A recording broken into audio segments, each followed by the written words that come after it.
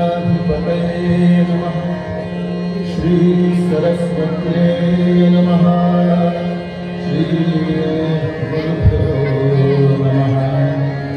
वक्रतुण्ड महाकाय सूर्यकोटि समप्रभ निर्विघ्नं कुरु मे देव सर्वकार्येषु सर्वदा।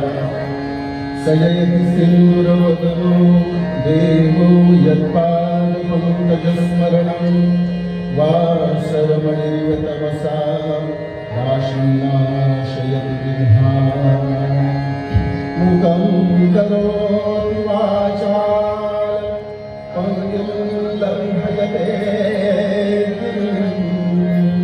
यत्कृपातमहं वन्दे परमानन्दमाधवम्।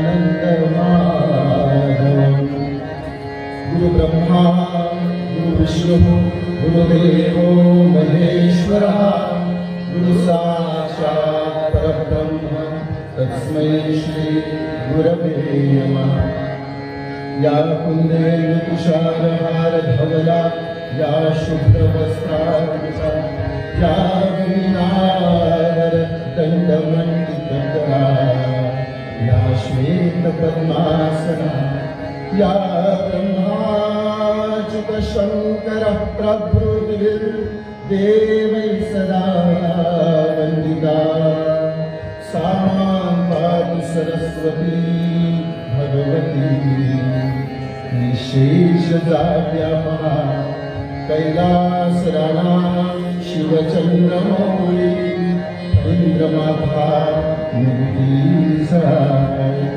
कारुण्यसिन्धो भवदुःखहारी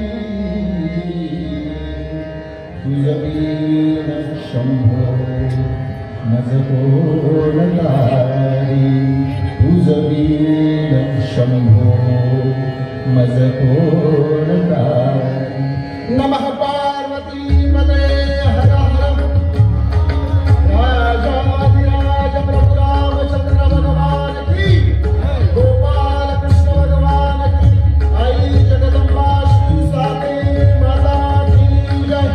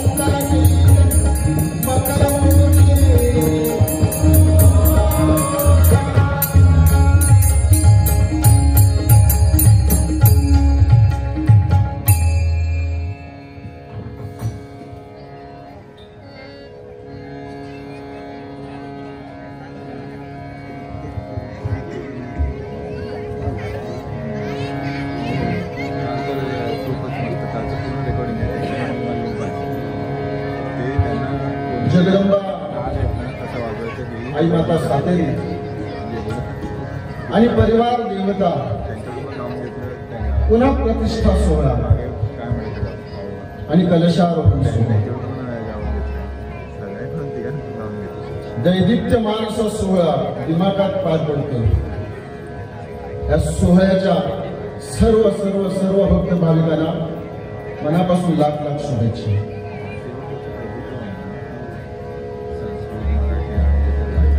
कीर्तनाचा पूर्वरंगाचा अभंग हा महत्वाचा असतो नाही का? ज्या अभंगावर पूर्ण कीर्तनाचा डोलारा आहे त्याचं निरूपण आहे, त्याच्यावर आधारित उत्तरंग आहे। त्या अभंगाकडे वळूया।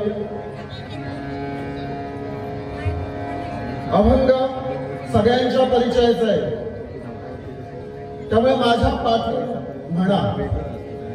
मला पूर्ण कल्पना आहे की आपल्यामध्ये कोणी भीमसेन जोशी नाहीये, कोणी अजित कडकडे नाहीये, कोणी आशा भोसले नाही आणि कोणी लता मंगेशकर नाही। पण ज्याचा जसा आवाज असेल तशा आवाजात म्हणा, आवाज तिथपर्यंत पोचला म्हणजे झाला। पूर्वरंगाचा अभंग घेऊया।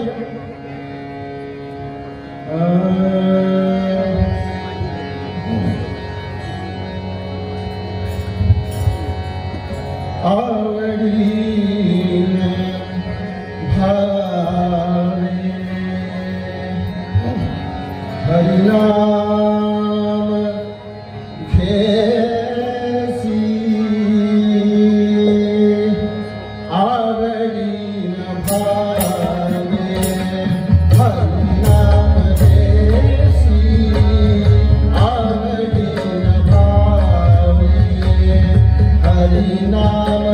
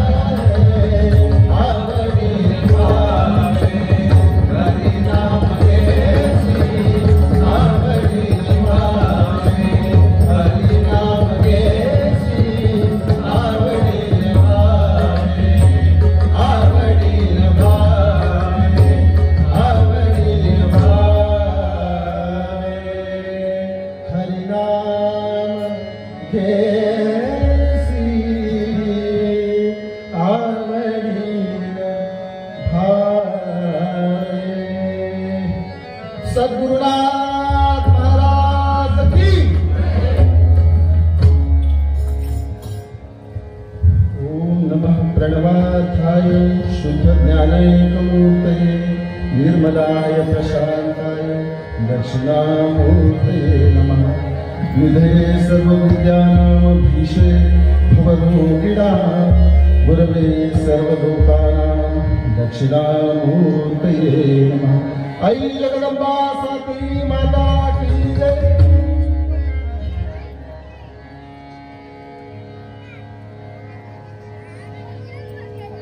देवाला आम्ही लक्षात ठेवावं नाही का, ही आमची गरज आहे।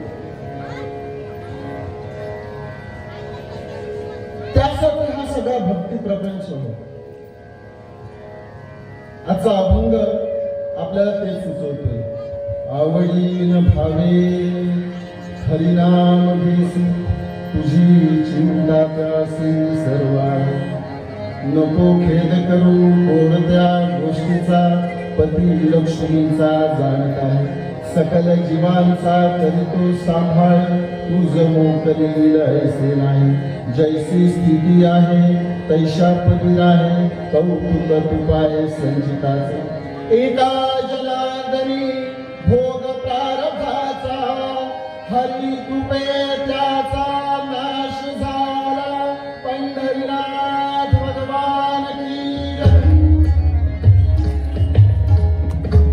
पैठण निवासी शांती ब्रह्म संत सद्गुरू एकनाथ महाराजांचा अभंग आज आपण निरूपणासाठी घेतलाय।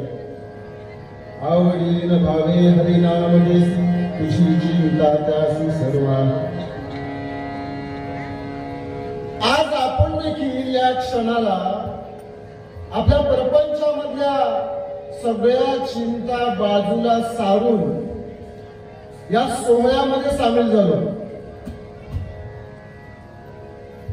बरं, नुसतं सामील नाही झालो। आई सातेरीच्या मंदिरामध्ये, तिच्या या दरबारामध्ये तिच्या पायाशी बसून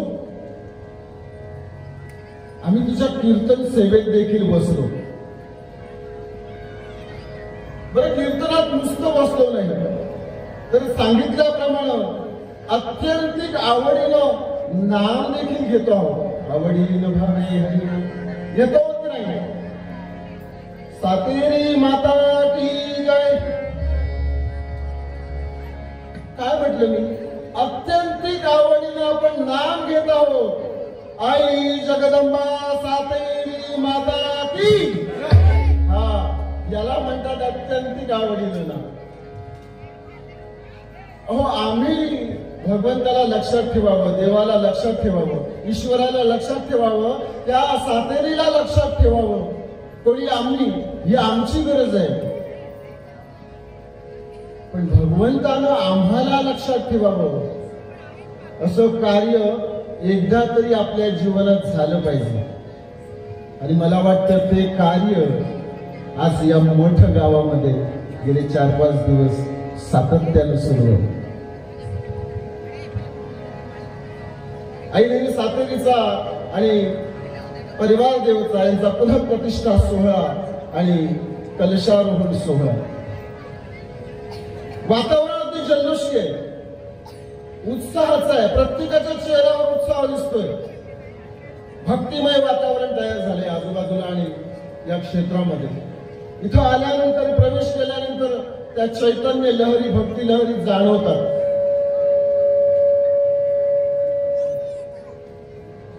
उत्सव या शब्दाचा अर्थच असा आहे की उत्साहाला ऊत येणं, तो क्षण म्हणजे उत्सवाचा। त्याहीपेक्षा पुढे जाऊन सांगू का, भगवंत, ईश्वर, देवदेवता, देवी या उत्सव प्रिय आहेत। काय सांगितलं बुवानं? देव हा उत्सव प्रिय आहे, उत्सवात त्यांचा आनंद आहे। मग तुम्ही म्हणाल, बुवा आमचा आनंद कशात आहे? उत्सवात जर देवांचा आनंद आहे तर आमचा आनंद कशात आहे?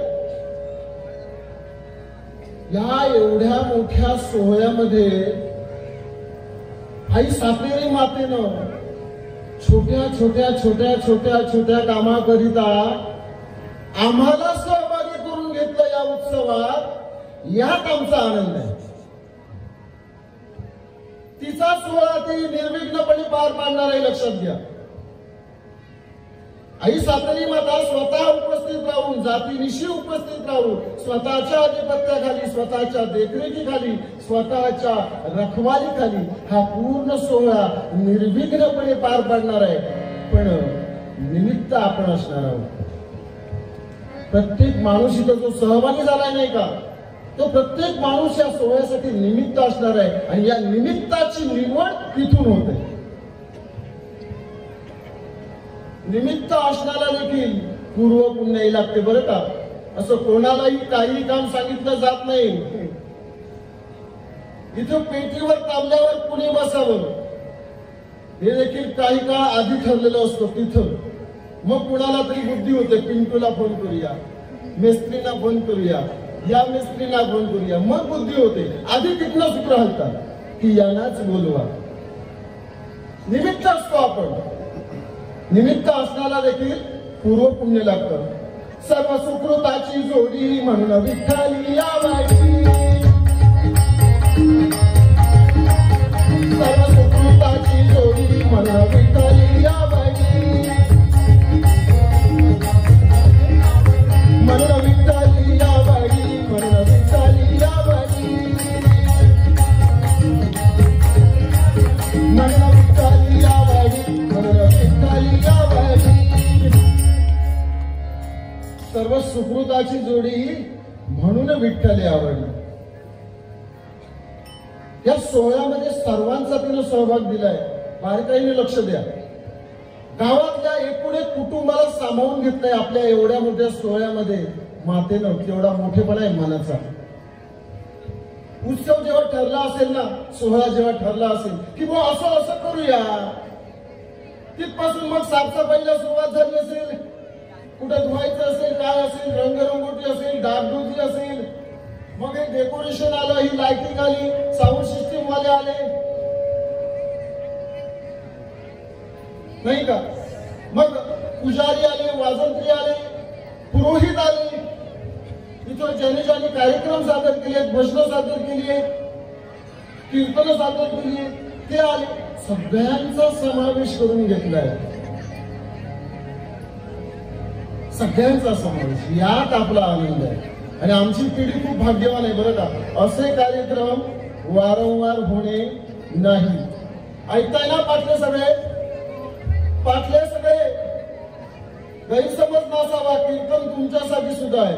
पंढरीनाथ आणि या बुवाचा बरोबर लक्ष असतो बरं का. आमची पिढी खूप भाग्यवान आहे, कारण असले कार्यक्रम वारंवार होत नाहीत. आम्हाला याची देही याची डोळा या उत्सवामध्ये सहभागी होता आलं, तेवढी मोठी पूर्व पुण्याई. आणि उत्सव जेवढा मोठा, त्या अनुषंगानं, त्या निमित्तानं कार्यक्रमही तसे दर्जेदार लागतात नाही का. एखाद्या मोठ्या उत्सवाला कार्यक्रमही तसे दर्जेदार लागतात. म्हणजे त्या मूळ उत्सवाच्या शोभेत भर घालतील, उत्सवाचा मान वाढवतील, मंदिरातलं जागृत तत्व अबाधित ठेवतील, भक्ती तरंगात वाढ करतील. असे कार्यक्रम मंडळाला आयोजित करावे लागतात. बरोबर आहे. आणि 99% मंडळ इथं माती खातात. तुम्ही म्हणाल बुवा कशावरून? एखादा उत्सव यायचा असला ना की आधी 4-5 दिवसाचे पेपर काढून बघा कशा बातम्या वाचायला मिळतात. रामनवमी निमित्त बैलांच्या झुंजीचे आयोजन. रामनवमी निमित्त. आणि रामनवमीचा आणि बैलांच्या झुंजीचा काय संबंध? 4 दिवसांनी वेगळी बातमी येते. हनुमान जयंती निमित्त अंडर आर्म क्रिकेट स्पर्धा. कशाचा कशाला संबंध आहे? मंदिरातलं जे वातावरण आहे ना ते तसंच राहिलं पाहिजे. तिथं कार्यक्रम हे धार्मिक आणि सात्विकच असले पाहिजे. या मंडळाकडून शिकावं. आई सातेरी माता उत्सव मंडळानं पुनःप्रतिष्ठा सोहळा आणि कलशारोहण सोहळा याच्या निमित्तानं काय कार्यक्रम आयोजित केले आहेत? कीर्तन महोत्सवाचा साज यांच्याकडून शिकावं. यांचं कौतुक आहे. एकदा मंडळासाठी जोरदार टाळ्या. कौतुक आहे. बरं, त्यांनी कीर्तन महोत्सव आयोजित करण्याचं एकच धनुष्य पेललंय असं नाहीये, डबल धनुष्य पेललंय. कीर्तन महोत्सवात बुवा देखील स्थानिक जिल्ह्यातले म्हणजे लोकलला ग्लोबल करण्याचा प्रयत्न स्तुत्य उपक्रम आहे. आजूबाजूच्या मंडळाकडून निश्चित आदर्श घ्यावा असा हा उपक्रम. त्याही पुढे जाऊन सांगू का, मंदिरात कीर्तनच झाली पाहिजे. जरा विचार करून बघा, मंदिरामध्ये कीर्तनच झाली पाहिजे. कारण कीर्तन ही कलियुगाची गरज आहे, समाजाची गरज आहे. कीर्तन केशव कलौ कीर्तनात. तुम्ही कीर्तनाला मग एक पात्री प्रयोग म्हणा, हरकत नाही. तुम्ही कीर्तनाला समाज प्रबोधनाचा हत्यार म्हणा, हरकत नाही. तुम्ही जागृतीचं माध्यम म्हणा, हरकत नाही. जे काही म्हणाल ते म्हणाल, पण एक सांगतो, कीर्तनामध्ये विचार बदलण्याची ताकद जरूर आहे. काही टाळ्या मारायच्या असतील तर भरभरून मारा. हा, मला सांगा, तांदूळ महाग झालेत की नाही? झालेत ना ताई? झालेत ना? तेल महाग झालंय हो, तुरडाळ देखील महाग झाले, टाळ्या महाग झाल्या आहेत का? नाही का? मग फुकटात बिनधास्त वाजवा. कीर्तन ही काळाची गरज आहे, लक्षात घ्या. कीर्तनाची गरज आहे. त्याही पेक्षा पुढे जाऊन सांगतो की कीर्तनाला नवविधा भक्तीमध्ये स्थान आहे. श्रवणम कीर्तनम विष्णू स्मरणम पादसेवनम अर्चनम दास्यम सत्यम आत्मनिवेदनम. नवविधा भक्तीमध्ये स्थान आहे. तुम्ही आता करताय ते श्रवण, बुवा करतोय त्याला म्हणतात कीर्तन. दोघांचं मिळून असतं ते संकीर्तन आणि ते देवीला आवडतं. भगवंताला कीर्तन आवडतं. तुम्ही म्हणाल कशावरून? शास्त्र आहे. कीर्तनाचा अगाध महिमा. कीर्तने संतोषे परमात्मा. सकळ तीर्थे जगदात्मा वसती कीर्तनी.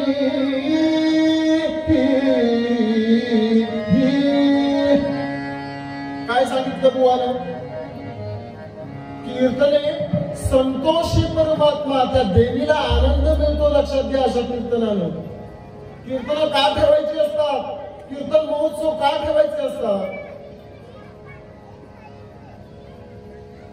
देव मिळेल की नाही कीर्तनाला माहित नाही, बरं का? धाडस करून बोलतो. ताई बस एका जाग्यावर, ताई बस एका जाग्यावर. कीर्तन ऐकून देव मिळेल की नाही माहित नाही मला, पण कीर्तन ऐकून देव 100% कळेल. पंढरीनाथ. त्याही पेक्षा पुढचं वाक्य सांगतो. कीर्तन महोत्सव का करायचं? अहो, देवानं माणूस म्हणून जन्माला यावं यात काहीच नवल नाहीये. देवानं माणूस म्हणून जन्माला यावं यात काहीच नवल नाहीये. त्याचं ब्रीदच आहे ते. पण असे कीर्तन महोत्सव करता करता करता करता करता कधीतरी पुढे जाऊन आपल्या माणसातून एखादा देव निर्माण व्हावा म्हणून कीर्तन महोत्सव आयोजित करायचे. यासाठी कीर्तन आयोजित केली पाहिजे. काय आहे कीर्तनात? कीर्तनात सगळं स्पष्ट सांगितलं जातं. देव कसा असावा, भक्त कसा असावा, देवाचं आणि भक्ताचं नातं काय असावं, देव आणि भक्त यांच्यातला दोरा म्हणजे कीर्तन. काय आहे हो देव म्हणजे? देव म्हणजे काय? देव ही एक अनुभूती आहे. काय अनुभूती आहे? आणि भक्त ही एक अवस्था आहे. काय आहे? ऐकताय ना सगळे? पाचशे मला दिसताय बरं का तुम्ही सगळे? देव ही एक अनुभूती आहे आणि भक्त ही एक अवस्था आहे. भक्त या अवस्थेमधून गेल्याशिवाय देवाची अनुभूती येणं कधी काही शक्य नाहीये. भक्ती विना वशनो हे, भक्ती विना वशनो हे, विण्याने वा मृदंग नादाने. कन्यादान कराते, कन्यादान कराते, काते मृदंग नादाने राम राम हरे हरे राम राम राम राम सीतापते राम राम राम गौतम राम राम राम हरे हरे राम राम सीतापते राम भक्तीशिवाय अन्य मार्ग नाही आहे. त्या सातरीपर्यंत पोहोचायचं असेल तर भक्तीच करावी लागेल. आपल्या हिंदू धर्मामध्ये आपल्या संस्कृतीमध्ये अध्यात्मामध्ये कन्यादानाचं महत्व खूप सांगितलंय. कन्यादान केल्यानं पुण्य प्राप्त होईल. आता मला कन्या नाहीये, हे खरंच नाहीये. आता मला कन्या नाहीये आणि मला कन्यादानाचं पुण्य हवंय. मी काय करावं? समजा मातीची कन्या केली, गणपतीची माती असते नाही का, तिची एक कन्या केली आणि तिचं लग्न लावलं, मला पुण्य मिळेल का? नाही ना. विश्वास नाही आपल्याच बोलण्यावर. मिळेल का पुण्य? हा. मग तसंच भक्ती व्यतिरिक्त आणखी कुठच्याही मार्गानं देव मिळणार नाही. आतापर्यंत ज्यांनी देव मिळवला त्यांनी भक्ती करूनच देव मिळवलाय. हा पुरावा आहे. किती देव पुरावे? आमच्याला साधी एसटी देखील थांबत नाही. हात दाखवला तरी एसटी थांबत नाही. पण तुकोबाना न्यायला पुष्पक विमान येतो. कशाचा प्रभाव? मोठ्यानं बोला. कशाचा प्रभाव? भक्तीचा प्रभाव. आमच्या पळीमधलं एक पळी पाणी देखील भगवंताने कधी पिलं नाही. आम्ही रोज पूजा करतो. एक पळी पाणी देखील त्या सातेरी मातीनं, त्या विठ्ठलानं कधी पिलं नाही. पण नामदेवांच्या मांडीला मांडी लावून जेवायला मात्र बसतो. कशाचा प्रभाव? भक्तीचा प्रभाव. तो सावत्याचा माळा फुलवतो, नरहरी सोनाराची नळी फुलतो, रोहिदासाबरोबर बसून जोडे शिवतो. कशाचा प्रभाव? भक्तीचा प्रभाव. तो द्रौपदीला ऐनवेळी वस्त्र पुरवतो, अर्जुनाला विराट दर्शन देतो. पुंडलिकाच्या एका शब्दासाठी युगे 28 विटेवर उभा राहतो आणि मीराबाईसाठी विषाचा प्याला ओठाला लावून मरायलाही तयार होतो. कशाचा प्रभाव? भक्तीचा प्रभाव. आणखी किती उदाहरणं द्यावी? भक्ती विना वश शास्त्र सांगतं ना, त्याच्यात आपण संशय धरायचा नसतो. शास्त्रानं सांगितलं भक्ती विना वश नोहे म्हणजे भक्ती विना वश नोहेच. पण आम्हाला सवय हो, आम्हाला प्रत्येक गोष्टीत शॉर्टकट पाहिजे. काय पाहिजे? शॉर्टकट. इकडून सेम टिक केला का तिकडे मेसेज गेला पाहिजे. इतक्या जलद सगळं घडलं पाहिजे नाही का? एटीएम मध्ये कार्ड टाकलं, नंबर टाकला की ताबडतोब पैसे आले पाहिजे. झटपट लाईट झालं. काय झालं? झटपट. तसं आम्हाला देव सुद्धा हात मारले की देवाने हजर राहिलं पाहिजे. सगळं आमचं कसं झटपट. त्यासाठी आम्ही वाटेल ते करायला तयार आहोत. भक्ती सोडून वाटेल ते कर. कोणी सांगितलं साईबाबांच्या चरणी 50 किलो सोन्याचं सिंहासन दे? 50 कशाला? 100 किलो सोन्याचं दिलं. देव मिळाला? देव मिळाला का? याला महत्व. कोणी सांगितलं तिकडे तिरुपती बालाजीला जा आणि केस काढून ये, संध्याकाळपर्यंत देव मिळेल? अरे केस तुमच्या मिशी आणि भुण्याचे सुद्धा केस काढून आला. कुठं काय आला? बरं, देव मिळवण्यासाठी आम्ही देवस्की सुद्धा केली. त्या बाबतीत आमचा 1 नंबर. आपल्या कोकण भाषेचा हात धरणारा आणखी कोण नाही. त्या बाबतीत देव मिळावा म्हणून आम्ही देवस्कीच्याही मागे लागलो. कोणी सांगितलं हे लिंबू घे आणि दरवाजाला लाव, संध्याकाळपर्यंत देव बेल वाजवेल. लिंबू घेऊन दरवाजाला बांधलं, बेल वाजली का? आजकाल व्हॉट्सअपवर मेसेज येतात. हा मेसेज वाचा आणि 8 जणांना फॉरवर्ड करा. ज्यांनी केला त्यांना देव मिळाला, ज्यांनी नाही केला ते मेले. येतो की नाही मेसेज? संध्याकाळपर्यंत देव मिळला. एवढं सोपं आहे का? देव एवढा लहान आहे? अरे देव कुठं आणि आम्ही कुठं? आम्ही कोण आहोत देवासमोर? कोण आहोत? आर आर मानसा तू येडा का पुरार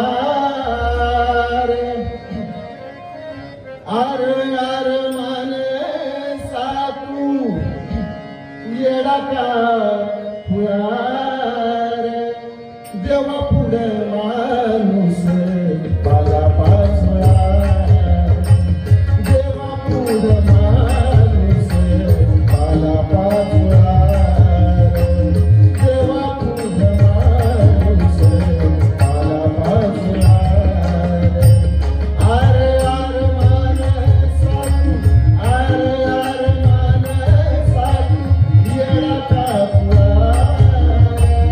अरे अरे मान साधू येडा का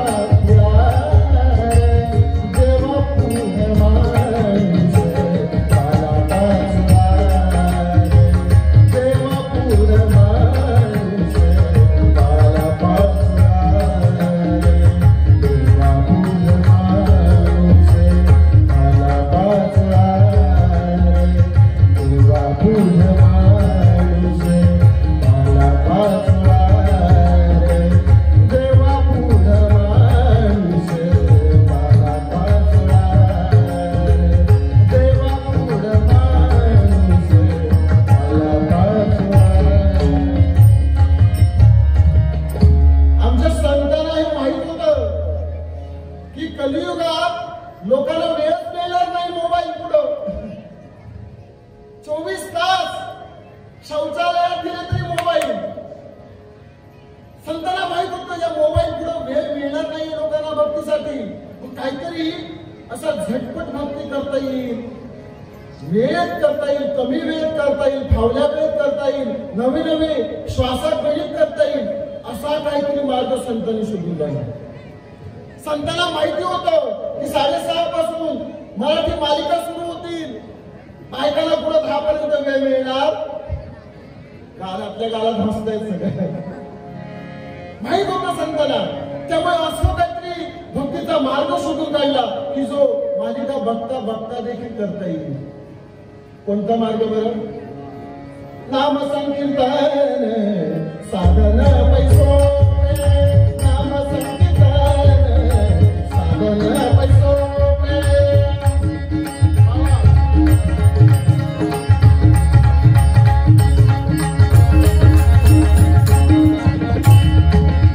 जयातील पापी जन्मांतरीची जयातील पापी जन्मांतरीची नाम संकीर्तन साधन पैसो नाम संकीर्तन साधन पैसो नाम संकीर्तन साधन पैसो साधन पैसो सोपा मार्ग सांगितला सहज आणि सुलभ कोणता मार्ग नाम मार्ग म्हणजे नाम कसं घ्यायचं आवडीनं भावे अर्धासानं आपली मूळ पदर सोडायची नाही आजूबाजूला कुठेही गेला मालवण वेंगुर्ला कुठं गेला सावंतवाडीला गेला तरी परत मठात आला पाहिजे आवडीनं भावे हरिनाम घेसी नाम कसं घ्यायचंय अशी चिंता त्यासी सर्वांनी आवडीनं नाम घ्यायचंय का घ्यायचंय हो नाम बस थोडा वेळ फक्त आणि पूर्वरंग करूया आणि संपूया नाम का घ्यायचंय फक्त थोडा वेळ लक्ष द्या महत्वाच्या विषयाला हात थांबतो आतापर्यंत ऐकला नसेल असा विषयाला हात द्या आतापर्यंत 4-5 कीर्तन झाले उद्या आणखी कीर्तन आहे बरं जो येतोय नाम तो हेच सांगतोय भक्ती करा नाम घ्या भक्ती करा नाम घ्या तरी पण का घ्या या विषयाला जाग्यात ना सगळे हा कीर्तनात ते एक महत्वाचं असतं बुवा आपला गैरसमजात असतो सगळे कीर्तन ऐकतायत आणि बुवा जोशात येतो पण प्रत्यक्षात सगळे झोपलेले असतात त्यामुळे तसं इथं काही घडणार नाही मी तिकडे माझ्या मामाच्या गावात सांगतो तुमच्या गावात सांगतो का सांगितलं जातं भक्ती करा म्हणून का सांगितलं जातं 24 तास त्या सातारीचं नाव घ्या म्हणून? का सांगितलं जातं हरिनाम घ्या? याला निसर्गाचा सिद्धांत आहे. एक सिद्धांत तेवढा सांगतो आणि पूर्वरंग संपवतो. सिद्धांत असा आहे की अंशाला अंशीची ओढ असते. अंशाला अंशीची ओढ असते. हा निसर्गाचा सिद्धांत आहे. अंश म्हणजे जे उत्पन्न आणि अंशी म्हणजे ज्यापासून उत्पन्न. काय कळलं? अंश म्हणजे जे उत्पन्न आणि अंशी म्हणजे ज्यापासून उत्पन्न. इकडं समजा 100 गायी आहे. काय आहे? मोठ्यानं बोला. मी मगाशीच सांगितलंय कीर्तन सगळ्यांचं आहे. फक्त पाकिट घ्यायला एकटा बोला जाणार, तेव्हा बाकीच्यांचं कीर्तन नाही. पंढरीनाथ इकडं 100 गायी बांधले आहेत आणि इकडं 100 वासरं आहेत. छोटी छोटी वासरं. वासरं सोडा, कुठं जातील? का जातील? अंशाला अंशीची ओढ, जे उत्पन्न ज्यापासून उत्पन्न. इकडे तुमच्या गावात व्हाळ आहे की नाही? व्हाळ, नदी नाले हे कुठे जातात? हो वाहत वाहत कुठे जातात? का जातात समुद्राला? समुद्राला का जातात? अंशाला अंशीची ओढ. पाणी अंश आहे आणि पाण्याचा अंशी समुद्र आहे. पाणी सगळं समुद्रात जातं, तिथं त्याचं बाष्पीभवन होतं, मग ढग बनतात. त्या ढगातलं पाणी परत पडतं, परत समुद्रात जातं. पाणी काय आहे? अंश आहे. आणि अंशी कोण आहे? समुद्र. म्हणून पाणी समुद्राकडे धावतं. अंशाला अंशीची ओढ. तुम्ही सगळे माचीस पेटवता की नाही? माचीस माचीस माचीस सगळे पेटवता की नाही? पेटवता. तुम्ही पेटवता? सगळे पेटवता माचीस, बरोबर. माचीसच्या काळीचं निरीक्षण केलंय कधी? गंधक सगळ्या बाजूला असतो. वरही गंधक असतं, खाली गंधक असतं, डाव्या बाजूला असतं आणि उजव्या बाजूला देखील असतं की नाही? काकू असतं की नाही? आणि समोर देखील असतं, बरोबर. मग ज्योत कायम वरच का पेटावी?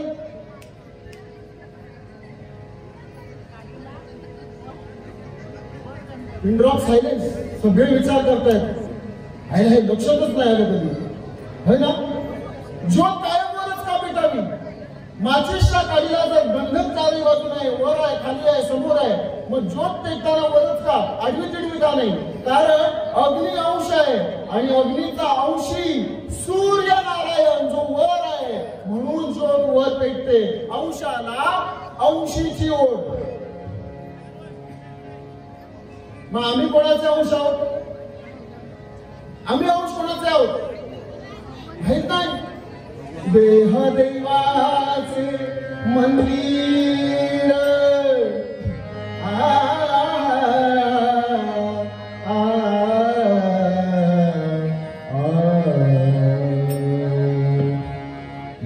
देहदेवाचे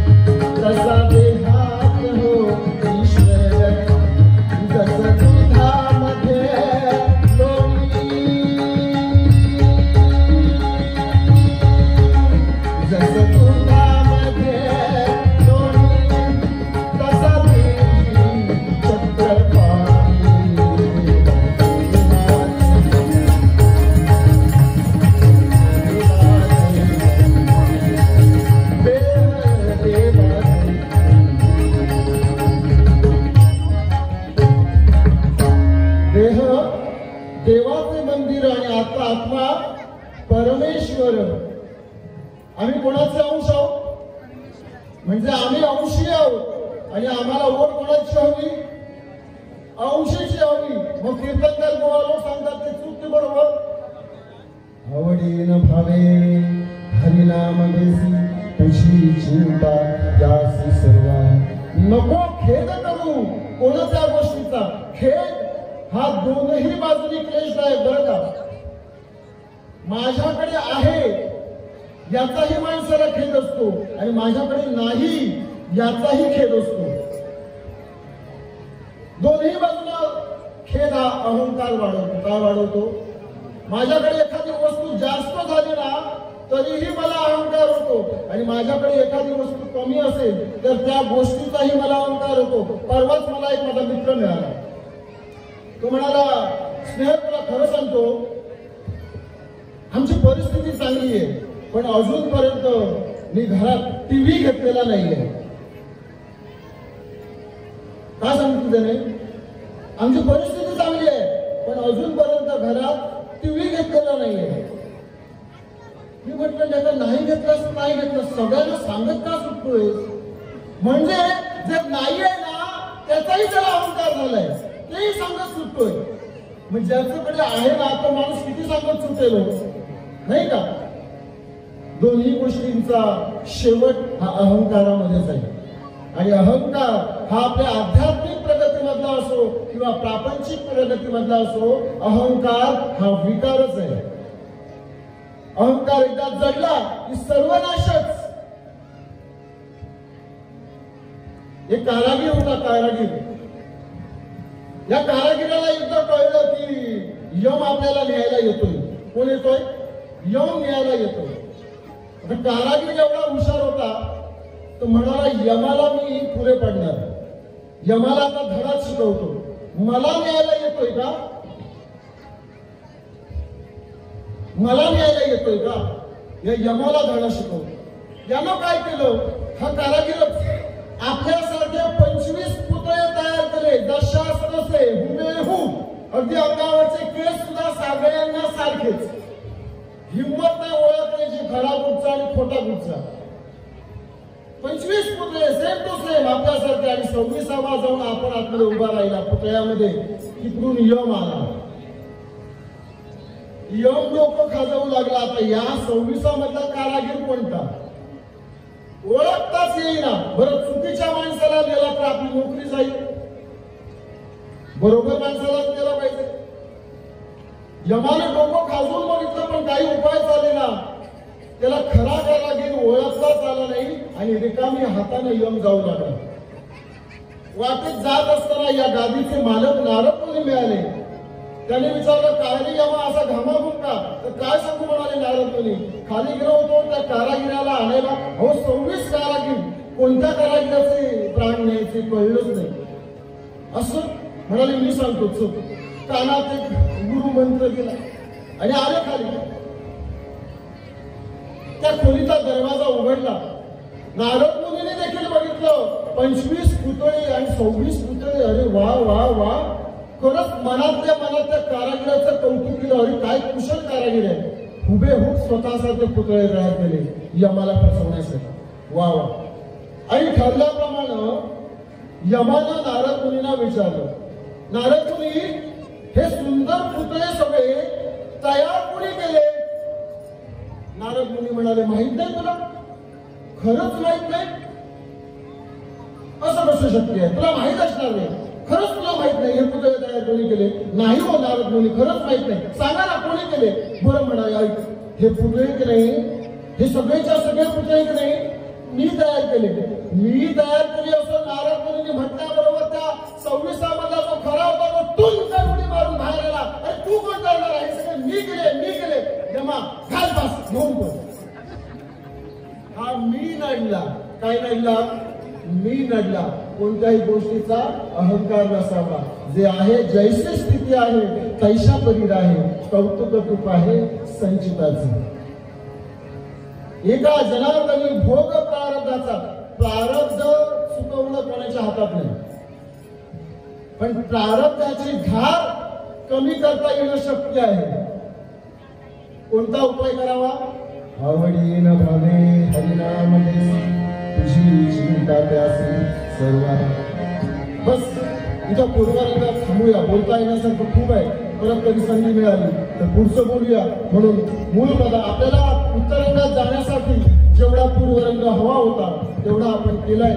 एवढंच लक्षात ठेवूया की अहंकार रहित भगवंताचं नाम घ्यावं, आवडीनं भगवंताचं नाम घ्यावं आणि भावयुक्त अंतःकरणानं नाम घ्यावं. जर नाम घेण्यात अहंकार आला तर काय फजिती होते हे आपण उत्तरंगामध्ये पाहूया. आणि उत्तरंगात एक छान सुंदर चरित्र ऐकायचं आहे, म्हणून पूर्वरंगात इथंच थांबूया. म्हणून मूळ पदामध्ये आपल्याला संत एकनाथ महाराज सांगतात, आवडीन भावे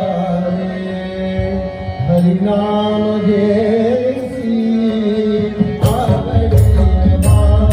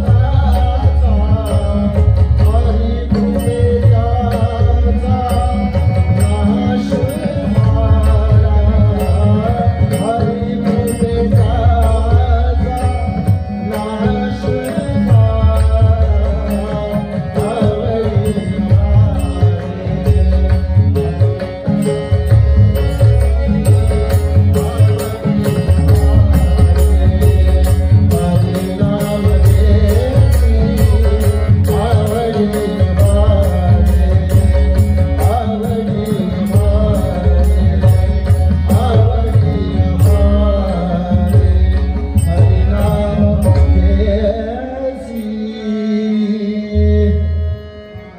आतापर्यंत झालेल्या पूर्वरंगात तसं छान गाणं ऐकायला मिळालं नसेल ना, मग आता छान गाणं ऐका.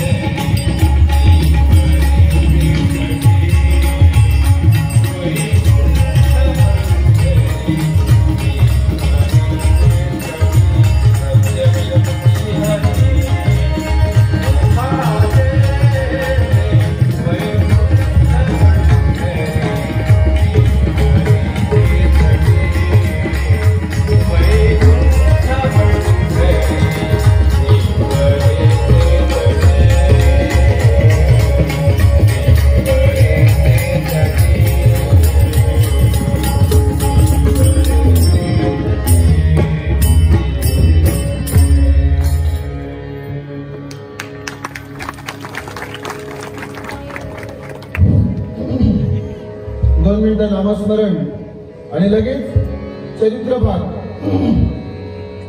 बोर्डवर काय आख्यान लिहिलंय विसरला? सुवर्ण तुला.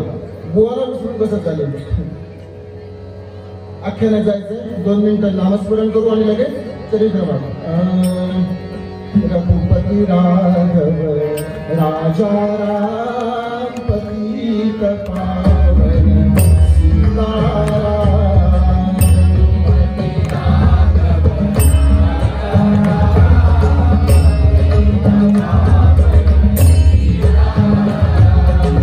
रघुपती राघव राजा राम पतित पावन सीताराम.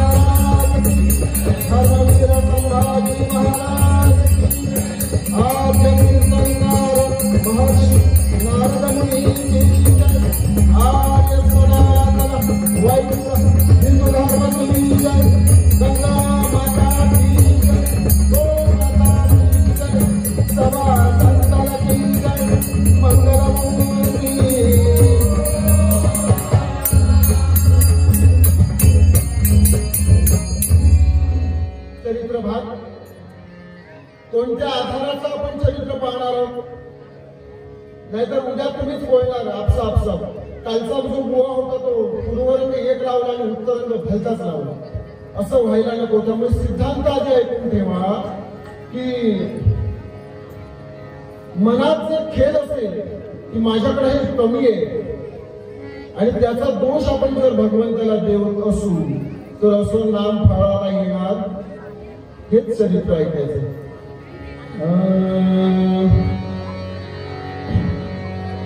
वसविली द्वारका नगरी रण छोड़दास कृष्णाने. वसविली द्वारका नगरी रण छोड़दास कृष्णाने.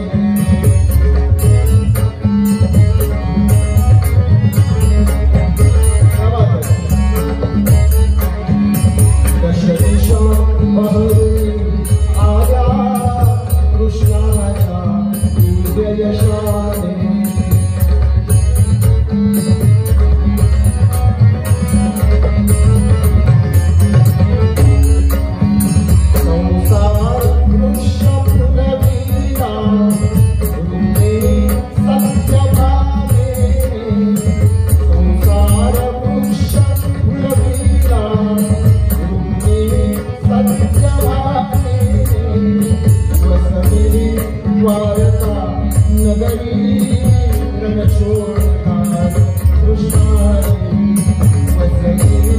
द्वारका नगरी रणछोड़दास कृष्णा रे, रणछोड़दास कृष्णा रे, रणछोड़दास कृष्णा रे। हो, दुष्ट जरासंधाच्या तावडीतून सुटण्यासाठी म्हणा किंवा त्याला गुंगारा देण्यासाठी म्हणा, पश्चिमेकडील सागरात भगवान गोपाल कृष्णाने एक अति भव्य दिव्य अशी नगरी वसवली। त्या नगरीचं नाव काय हो? गोपाल कृष्णानं वसवलेल्या नगरीचं नाव काय? द्वारका। ही द्वारका भगवान गोपाल कृष्णाला फारच फाळायला येऊ लागली बरं का, कारण द्वारकेत पाऊल ठेवलं का एक एक एक करत यांचे 8 विवाह झाले। हो, ज्या ज्या चढाया करतील लढाया करतील त्या त्या सगळ्यात यश मिळू लागलं। लकी म्हणतात याला ना, लकी नशीबवान द्वारका ठरली। एकदा इंद्रावर आक्रमण केलं कोणी, नरकासुरानं, आणि इंद्रानं हाक मारली मदतीला, कृष्णा धाव। आणि नरकासुरानं हल्ला केला, ये बाबा। कृष्ण गेले आणि जाताना सत्यभामेला नेले, आपल्या पत्नीला, आणि या सत्यभामेच्या हातून नरकासुराचा वध करविला। इंद्र खुश झाला। बाळांनो, कीर्तन झालं का बुवा तुमच्या बरोबर खेळायला हजर आहे, प्रॉमिस। तोपर्यंत थांबा, कीर्तन संपलं तर बुवा येतो तुमच्या बरोबर खेळायला। नरकासुराचा हल्ला परतवून लावला, नरकासुराचा वध केला, इंद्र खुश झाला। या इंद्रानं गोपाल कृष्ण आणि सत्यभामेचा जाहीर सत्कार केलाय अमरावतीत। भव्य दिव्य असा सत्कार केला आणि सत्यभामेला भेट दिली। काय दिलं असेल भेट माहितीये का? भेटवस्तू एक प्राजक्ताचा वृक्ष दिला। काय दिलं? प्राजक्ताचा वृक्ष, रोपट दिलं, रोपट। बघा, रोपट कार्यक्रमामध्ये भेट देण्याची प्रथा कधीपासून आहे? आम्हाला वाटतं मोदींनी सुरू केली, नाही नाही, इंद्रानं सुरू केली।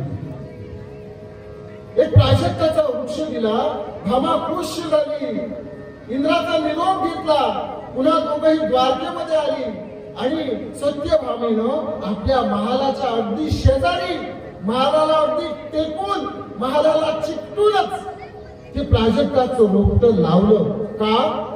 हा प्राजक्ताचा वृक्ष मोठा मोठा होईल, त्याला खूप खूप अशा फांद्या येतील, खूप खूप अशा पानं येतील, भरपूर असा तो फुलेल, सगळे फुलं माझ्या ओसरीत येऊन पडतील, माझ्या महालात पडतील, आणि माझा महाल कसा होईल?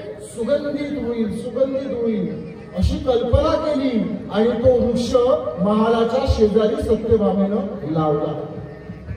आता हा वृक्ष मोठा होतोय, हो मोठा होतोय, आणि हा वृक्ष जसा जसा मोठा होतोय ना, तसं कृष्णांचं यश देखील वाढतंय। सगळ्या लढाईत यश मिळतंय मिळतंय मिळतंय, यशाच्या शिखरावर आहे कोण? गोपाल कृष्ण।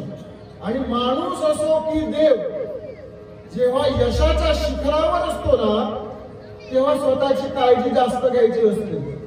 का? कारण खालून हजारो नजरा बघत असतात, तेव्हा एकदा पडतोय एखादा, नाही का? सगळ्यांना पटलं, मनातल्या मनात बसतंय, काळजी घ्यायची असते। तेव्हा असंच काहीतरी झालं, कुणाची तरी नजर लागली, आणि गोपाल कृष्ण अचानक एकाएकी सगळ्यांशी बोलायचंच बंद झालं।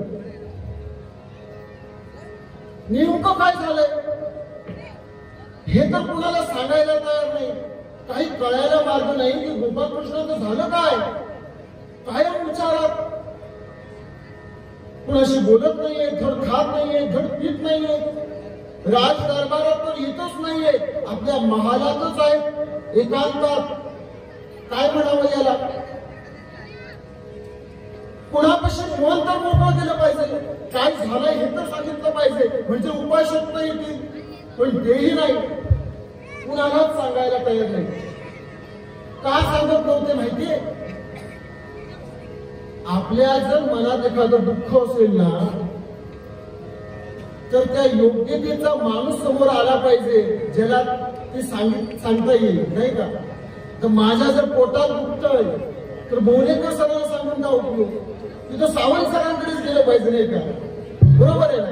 त्या योग्यतेचा माणूस समोर आला पाहिजे. हो, अशा योग्य माणसाच्या गोपालकृष्ण शोधात आहेत की मनातली सन, मनातली दुःख, मनातली खंत कोणासमोर सांगू. आणि ती व्यक्ती दरबारामध्ये आलीच. कोण बरं व्यक्ती? नारायणा रमणा, नारायणा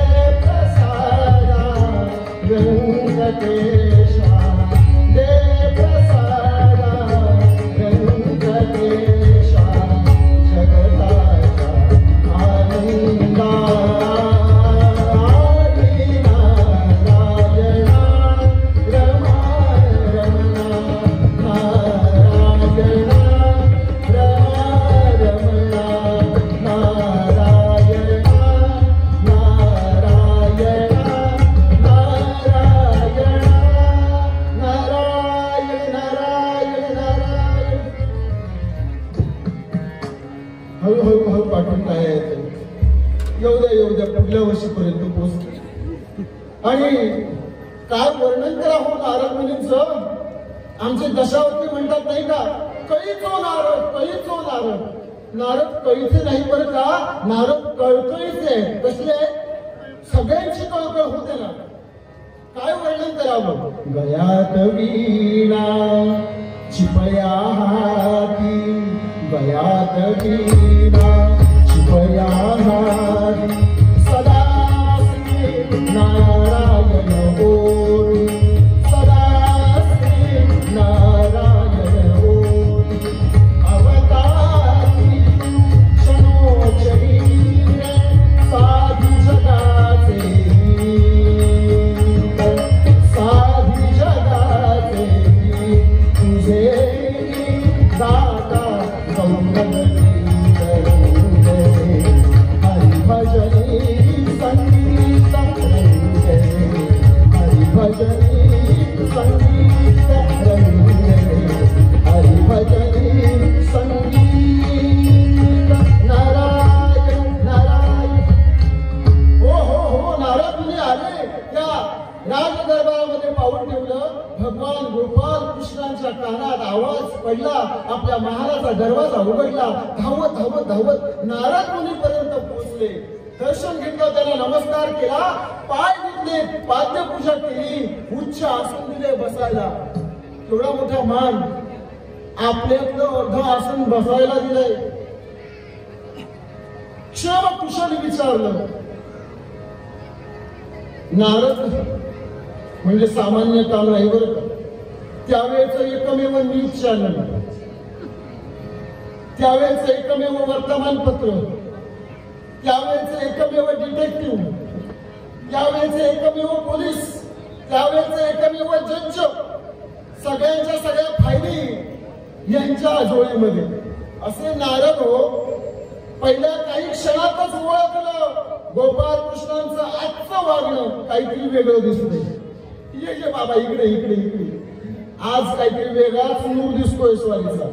नक्की काय घडलंय तितकं सांग. मोजकं कामाचं बोल, 9:30 वाजून गेले. अरे खरं बोलू नकोस, कामाचं तेवढं सांगा. तेव्हा गोपाळकृष्णांनी सांगितलं, मुलीवर काय सांगा, खूप चिंता आहे, खूप खूप त्रासलोय, डोकं भणानं उठलंय, काय करू कळत नाहीये. आणि काय झालंय ते तरी सांग. मुलीवर तुम्हाला तो प्राजक्ताचा वृक्ष आठवतो?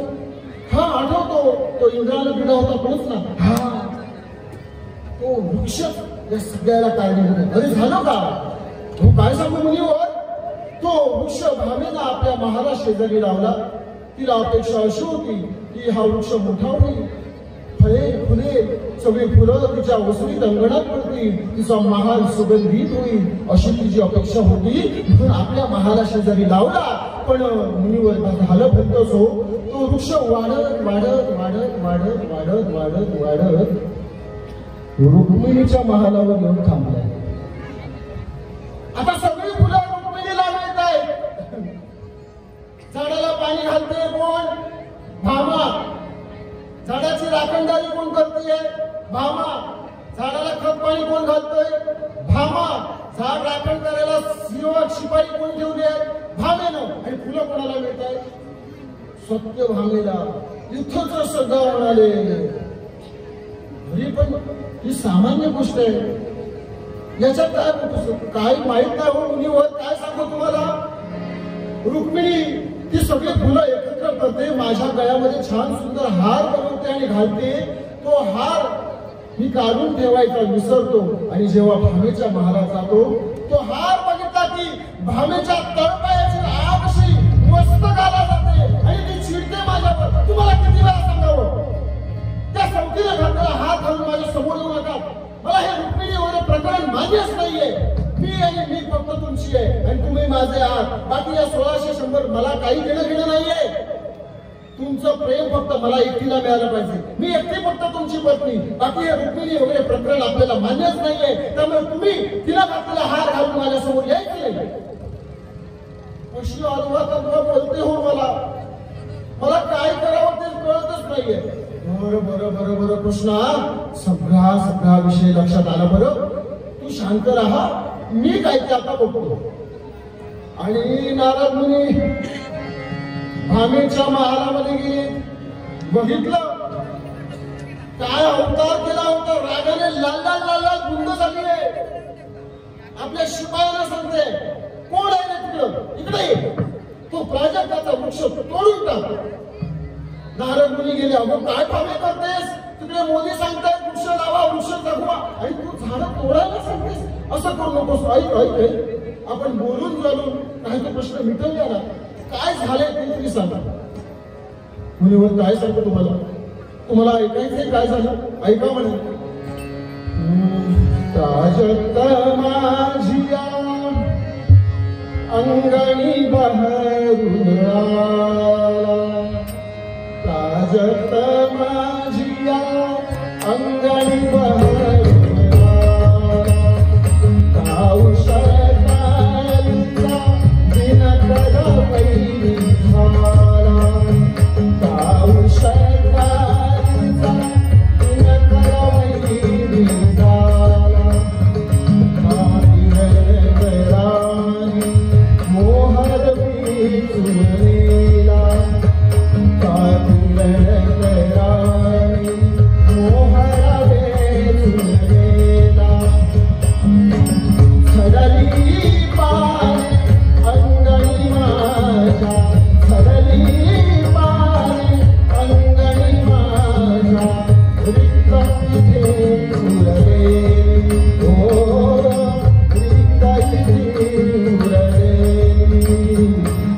पुण्यात सावधी रे सुमने सोडून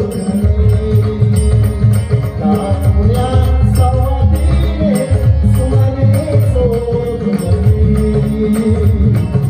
पुण्यात सावधी रे सुमने सोडून तुम्हाला काय सांगतो अहो ती काय करते मी लावलेल्या प्राजक्ताच्या वृक्षाची फुलं एकत्र करते आणि यांच्या गळ्यात हार घालते तो हार काढून न ठेवता हे देखील माझ्या समोर येतात आणि काय सांगू माझं स्वतःवर नियंत्रण राहत नाही नारद मुनी मला सांगा हो मी एकटी लाडकी आहे त्यांची आणि असंच असायला हवं बाकी हे रुक्मिणी वगैरे प्रकरण मान्यच नाही थांबे थांब थांब थांब थांब मूळ मुद्द्यावर आली असतो तुला असं वाटतं का की गोपाल कृष्ण फक्त तुझ्या एकटीचेच आहे बाकी कोणाचं नाही हो म्हणाले मला असंच वाटतं असं तुला का वाटतं ऐका म्हणाले आता हे वाक्य ऐका महत्वाचं आहे असं का वाटतं मला नारद मुनी द्वारका श्रीमंत आहे की माझ्यामुळं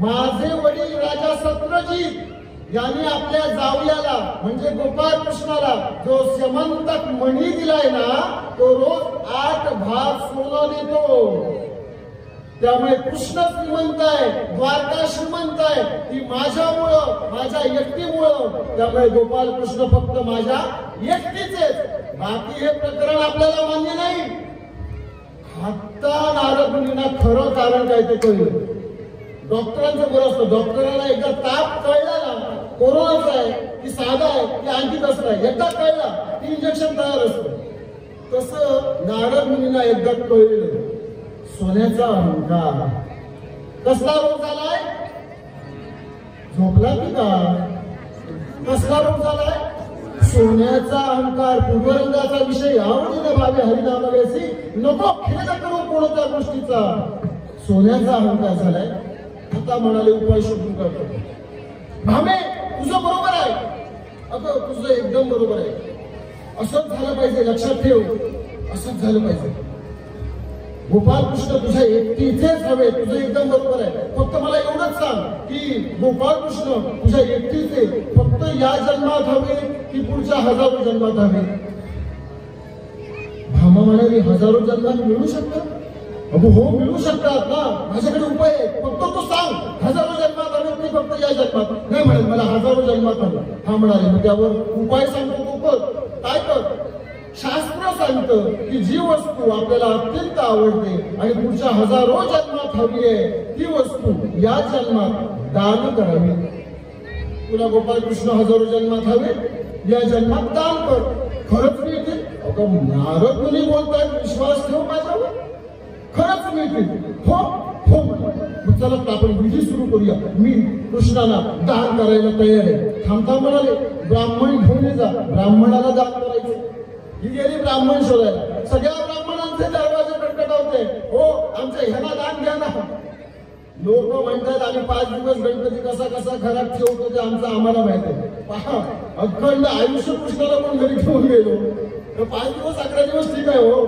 जरा ऍडजस्ट करता येतं नाही का उत्सव असेपर्यंत महिनाभर कसं ऍडजस्ट करता आलं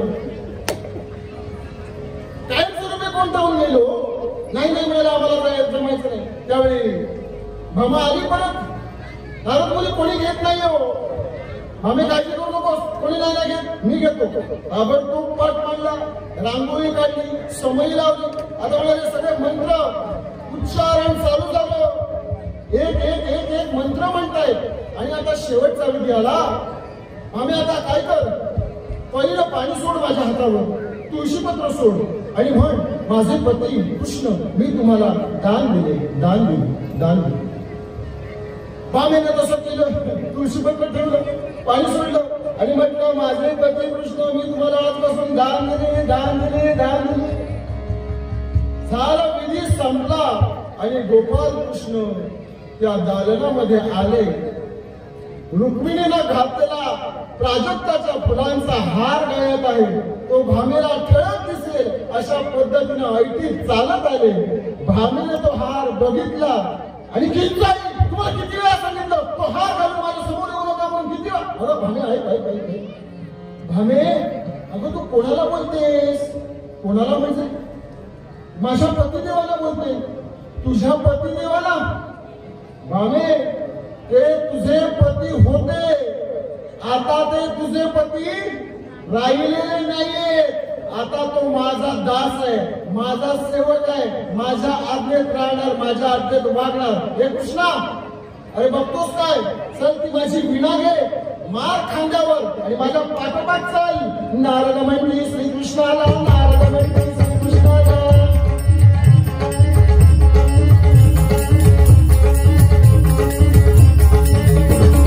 नारद म्हणली श्रीकृष्णाला, नारद म्हणली श्रीकृष्णाला. माझ्या संगे वीणा उचला, मोर सारखा मुकुट कशाला.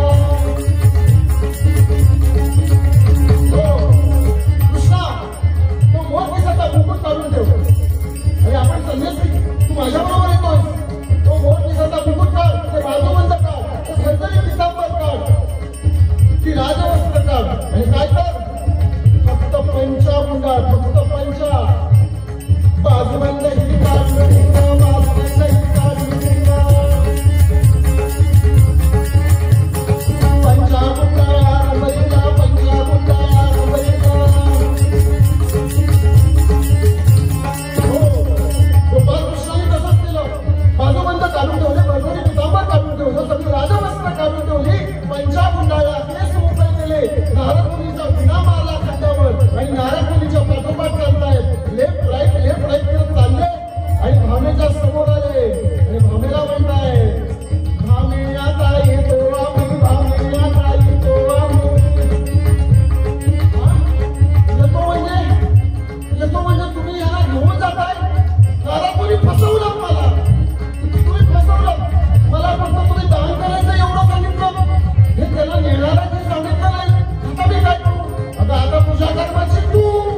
भामे आता येतो आम्ही, भामे आता येतो आम्ही. डोळ्यामध्ये कशाच पाणी, डोळ्यामध्ये कशाच पाणी, डोळ्यामध्ये.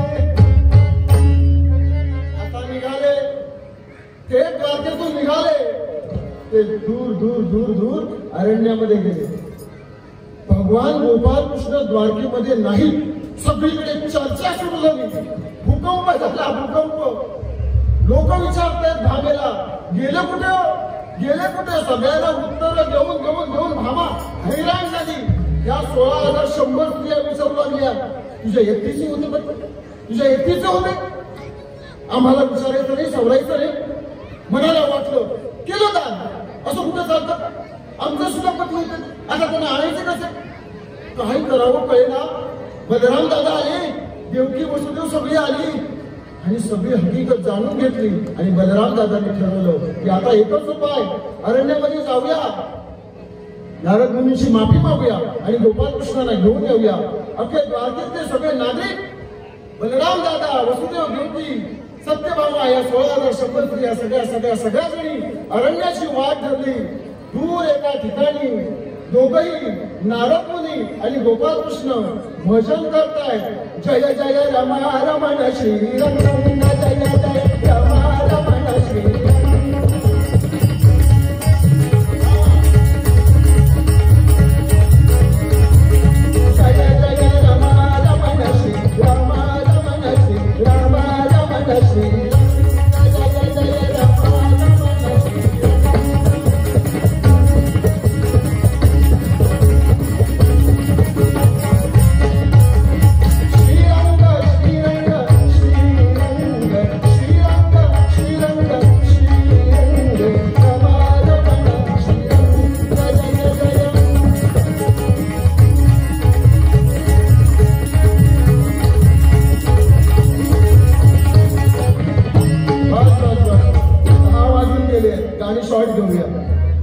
दोघंही एकमेकांचं भजन करतायत. भजन थांबवलं. बलराम दादानं नारद मुनीचे पाय धरले आणि म्हणाले, गोपालकृष्णाला सोडा. नारद मुनी म्हणाले, तसं कसं सोडता येईल? शास्त्रोक्त विधी केलाय दानाचा, असंच पळवून आणलेलं नाहीये. शास्त्रोक्त विधी केलाय, तसं देता येणार नाही बरं. मग आता उपाय एकच, द्वारकेमध्ये जायचं, भव्य अशी तुळा करायची. तुळा म्हणजे काय? तराजू. भव्य असा तराजू तयार करायचा. एका पारड्यामध्ये गोपाल कृष्ण बसतील आणि दुसऱ्या पारड्यामध्ये भामेनं आपल्याकडचं सगळं सोनं टाकायचं. गोपाल कृष्णांच्या वजनाइतकं सोनं मी घेईन तेव्हाच गोपाल कृष्ण परत देईल. भामा म्हणाली, काही एवढंच दिसतंय, अरे माझ्याकडे इतकं सोनं आहे, यांचं आमचं वजन किती असणार आहे? 50 किलो 55 किलो झालं तर आपलं 80 किलो सोनं तर माझ्या कनवटीला बांधून फिरते. एवढी श्रीमंत आहे, सोनंच हवं होतं ना, आधी सांगायचं ना. काय उगाच वेळ घालवला. झालं सगळा लवाजमा द्वारकेमध्ये आला. भव्य अशी तुळा निर्माण करण्यात आली, गोंड्याच्या फुलांनी सजवण्यात आली. गोपाल कृष्ण एका तराजूमध्ये बसले. अख्खी द्वारका ती सुवर्णाची तुळा बघतेय. अख्ख्या द्वारकेचं लक्ष लागून राहिलंय की आता काय होणार. भामेचे डोळे उघडणार की नाही, नारद मुनी जिंकणार की नाही, कृष्ण आपली लीला दाखवणार की नाही, काय होणार. हजारो प्रश्न मनामध्ये. सगळी लोक बघतायत. सुवर्ण तुला जिकडे तिकडे चर्चा झाली आणि तो दिवस उजाडला. तुळा सुरू झाली आहे. गोपाल कृष्ण एका तराजूमध्ये बसले आणि भामेनं आपल्या दालनामध्ये असलेलं सगळं सोनं एका वेळी आणलं. म्हणाली एका वेळी ते पूर्ण होऊन गेली आणि सगळं सोनं ओतलं. जरा हल्ली सुद्धा नाही. ती तागडी तिकडचा तराजू जरा सुद्धा हल्लं नाही. भामेचे डोळे असेच झाले. ह्यांच्या वजनाच्या 10पट सोनं टाकलं तरी नाही होत. ठीक आहे म्हणाले. त्या समंतकपणाला विनंती केली आणि त्याच्याकडचं सगळं सोनं मागून घेतलं, ते टाकलं तरी नाही. आता क्षणाला आता भामेला घाम फुटायला लागलाय. ज्या 16,100 स्त्रिया होत्या त्यांच्याकडचं सोनं मागून घेतलं, ते टाकलं तरी नाही. आणि आता काय करावं. बलराम दादांनी दवंडी पिटवली. द्वारकेमधल्या नागरिकांना आदेश दिले की आपापल्या घरातलं सगळं सोनं आणा आणि या पारड्यामध्ये ओता. हरिभक्ताने विकण्यासाठी जीव मांडला संसारी. हरिभक्ताने विकण्यासाठी जीव मांडला संसारी. हरिभक्ताने विकण्यासाठी जीव मांडला संसारी. सुवर्ण देऊन जन हो तुला, सुवर्ण देऊन जन हो तुला, सुवर्ण देऊन जन हो तुला. भरले रामासाठी, भरले रामासाठी.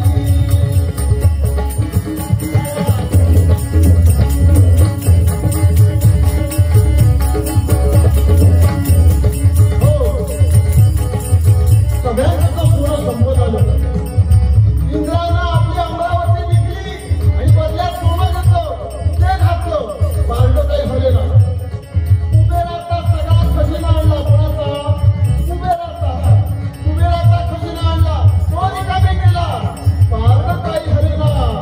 श्रद्धा वैभव दोन पारडी भाव करायला.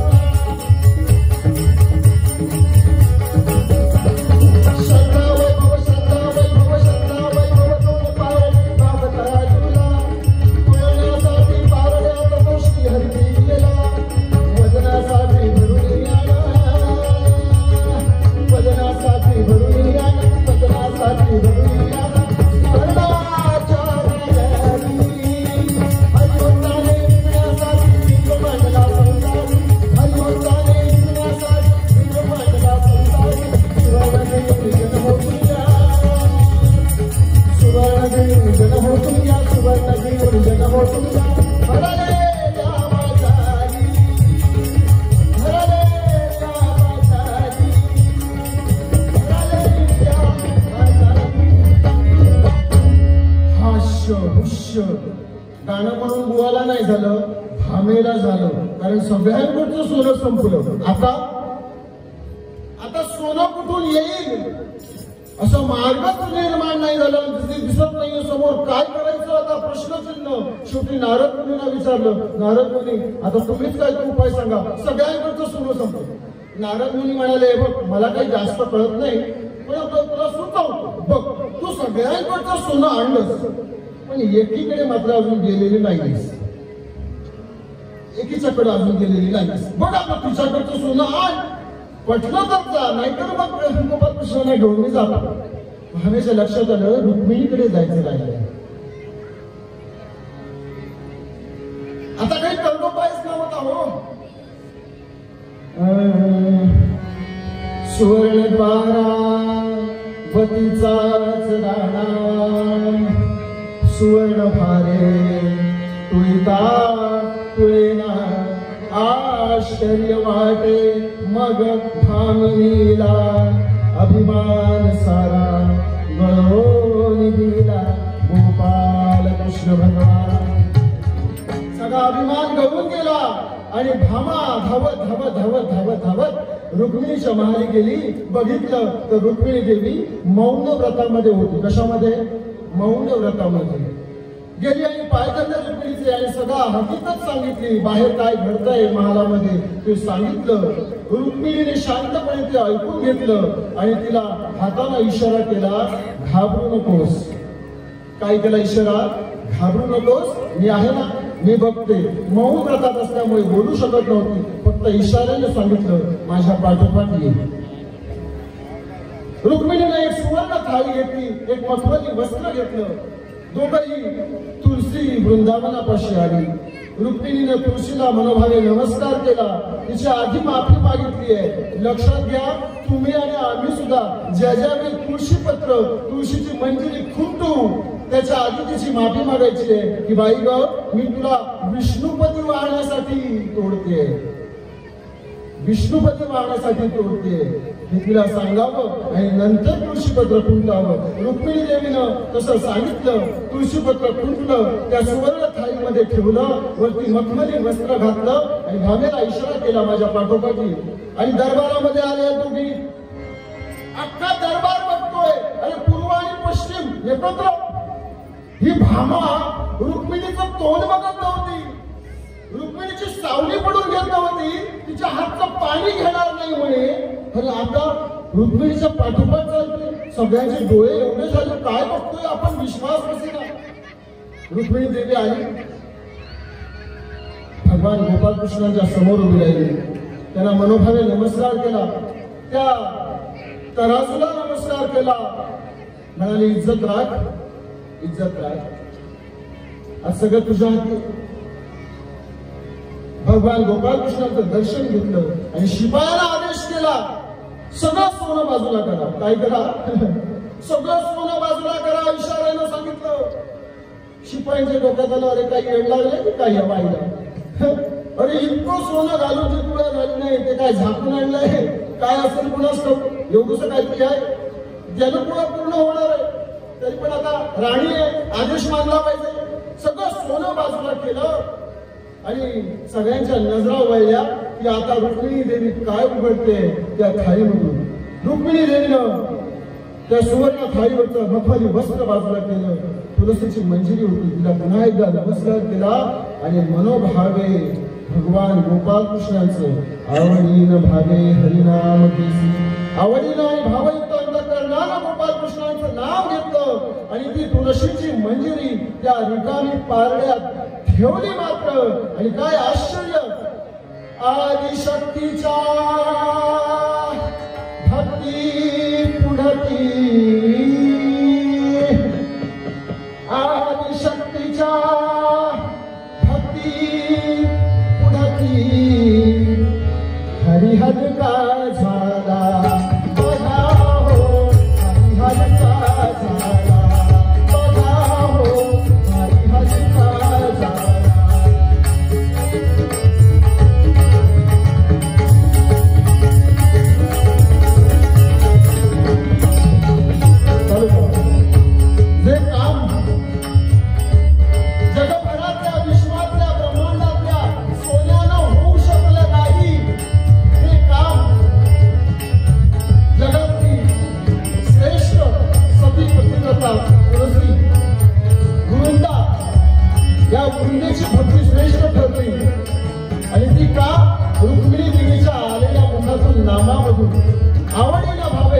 हरिनाम घेसी ते नाम घेऊन ते तुळशीपत्र ठेवलं आणि याचा चमत्कार काय असतो अख्ख्या जगानं बघितलं. हरी हरी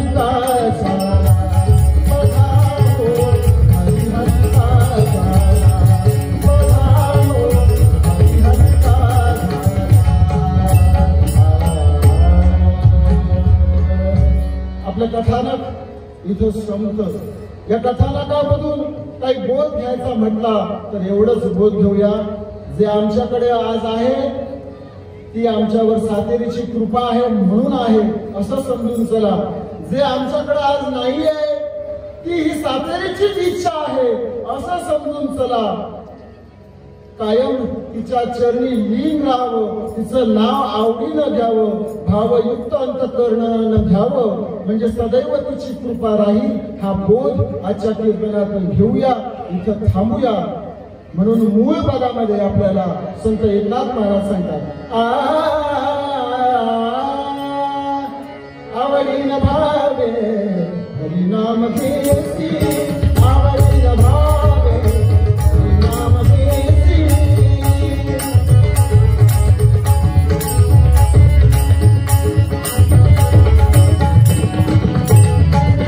तुझी चिंता जासी सर्व आहे, तुझी चिंता सर्व आहे, सर्व आहे. आवडीन भावे हरिनाम घेसी, आवडीन भावे, आवडीन भावे, आवडीन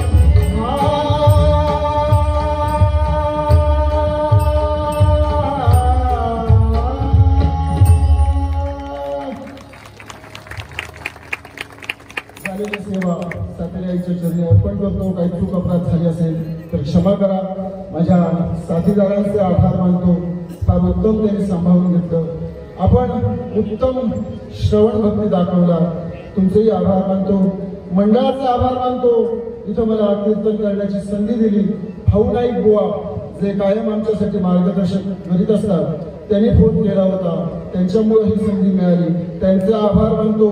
साऊंड सिस्टीम अप्रतिम आहे. साऊंड सिस्टीम वाल्यासाठी एकदा जोरदार टाळ्या. खूप छान बरं वाटलं. माझा आवाज इतका चांगला नाहीये पण तुम्ही चांगल्यापैकी पोहोचवला. तुमचे आभार, सर्वांचे आभार मानतो. आज ते जगाच्या कल्याणासाठी एकच मागणं मागतो. जिलाल देवा देवा तुझा आवाज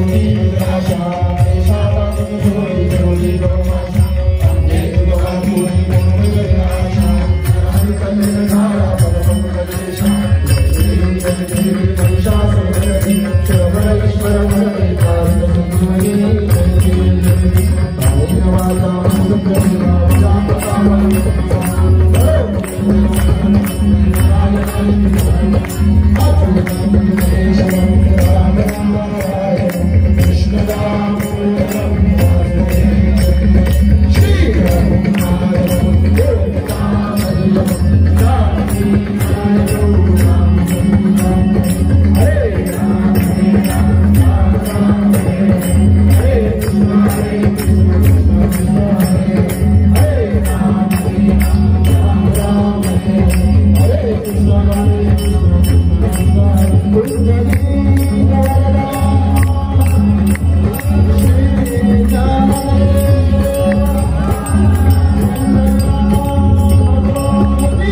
you.